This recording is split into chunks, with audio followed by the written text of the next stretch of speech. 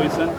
जिस दिन ही मैनू इस खबर बारे फरमान बारे पता लग्या सी, उसी दिन मैं ये आख दिता सी मैं एक निमाणा सिख हाँ ते मेरा रोम रोम अकाल तख्त साहिब नूं समर्पित है।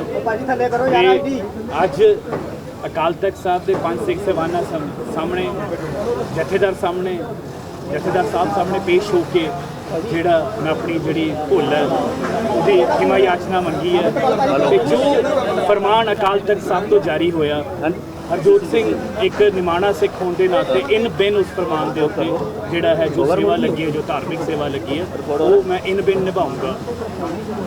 मैं जो कुछ भी हाँ जी, मैं बड़े साधारण परिवार तो आंदा। मैनूं याद है मैं बचपन दे विच जदों दरबार साहब आंदा सी तो मैं अकाल तख्त साहब जो नतमस्तक हुंदा सी तो मैं अपने 6वें पातशाह धन धन श्री गुरु हरगोबिंद साहब जी के चरणों च अरदास करता तो मैं जो कुछ भी हाँ इस दर तो बनया हाँ, इन्हीं के कृपा से सजे हम हैं, नहीं मोह से गरीब करोड़ हुए। मेरे अरगे करोड़ा मेरी कोई औकात नहीं, मेरी कोई हस्ती नहीं। राजनीति दे विच जो मान सन्मान तो मैं समझदा अगर कोई सब तो वड्डा मान मैनू गुरु साहब ने बख्शिया है वो श्री आनंदपुर साहब की नुमाइंदगी करना है। वो शहर जिसनों 9वें पातशाह ने खुद बसाया, वो शहर जिथे 10वें पातशाह ने खालसा पंथ की सिरजना की। मैं सब कुछ, मेरी कोई हस्ती नहीं, मेरी कोई औकात नहीं, मेरी कोई समझ नहीं, मेरे को कोई इदां दी चीज़ नहीं जिहदे ते मैं मान कर सकता।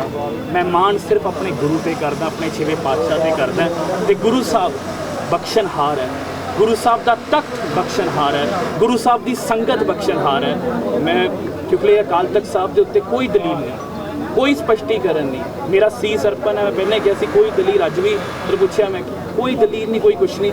बतौर मंत्री मेरी जिम्मेदारी है जो मैं अपनी उसकी खिमा मंगदा ते जो फरमान होया वो जिहड़ा मैं इन बिन निभाऊंगा जिवें गुरु साहब फरमाते हैं। देखो जी मैं इतने निमाणे से मैं बिल्कुल जो मैनू फरमान होया मैं इन बिन होनी तो सेवा।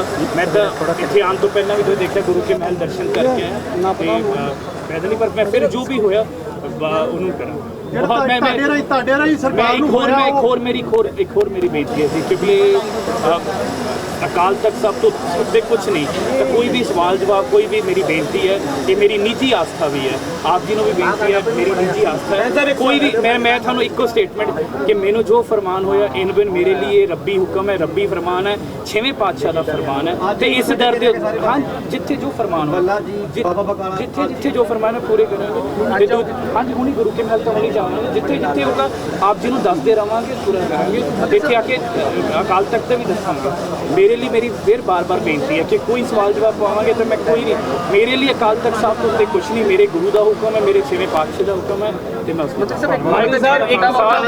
मंत्री साहब